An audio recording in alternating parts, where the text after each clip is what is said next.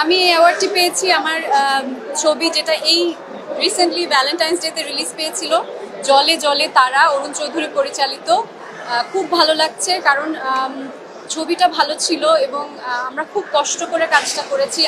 আমাকে অনেক কষ্ট করতে হয়েছে, একটা সার্কাসে কাজ করি। হ্যাঁ, অ্যালেন স্বপন 2 দর্শকের কাছ থেকে প্রতিক্রিয়া ভালোই পাচ্ছি। আশা করি সামনে দর্শকের প্রতিক্রিয়া ভালো হলে আরেকটা 3 হওয়ার সম্ভাবনা থাকে, দেখা যাক সেটা হয় কিনা। খুব রিসেন্টলি একটা কাজ করলাম, সেটা হচ্ছে একটা ট্যালেন্ট শো, দীপ্ত স্টার হান্টের বিচারক হিসেবে ছিলাম। সেখানে কিছু নতুন মুখ, নতুন ট্যালেন্ট আমরা পেয়েছি। আর এছাড়া আমার আসলে অনেক বেশি লম্বা সময়ের জন্য কোনো ভবিষ্যৎ পরিকল্পনা থাকে না। সামনে যদি ভালো কাজ হয় সেটা আপনারা সবাই জানতেই পারবেন। হ্যাঁ, আমি আসলে খুব বেশি লং টার্মে ভেবে বেশি স্ট্রেস নিতে চাই না, কারণ এমনিতেই অনেক প্রেশার থাকে। সবাই জানে আমি একজন উন্নয়ন কর্মী, আমার একটা ফুল টাইম জব আছে, তার পাশাপাশি অভিনয় করি। তো অভিনয় নিয়ে অনেক লম্বা কোনো পরিকল্পনা তাই করতে পারি না।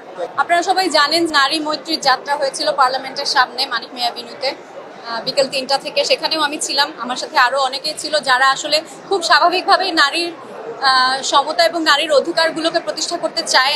আমি শিওর আপনারাও সবাই একই জিনিস চান, কারণ আমার দেশে, শুধু আমার দেশে নাই, পৃথিবীতে অর্ধেক নারী আর অর্ধেক পুরুষ। নারীরা যদি পিছিয়ে থাকে, নারীরা যদি নিজেদের অধিকারগুলো না পায়, তাহলে পৃথিবীটা তো সামনে এগিয়ে যেতে পারবে না। তো খুব স্বাভাবিকভাবে, এটা খুব স্বাভাবিক, এটা কমন সেন্স যে নারী অধিকার নিয়ে এবং নারীর প্রতি যেন বৈষম্য না হয়, সেটা নিয়ে যেন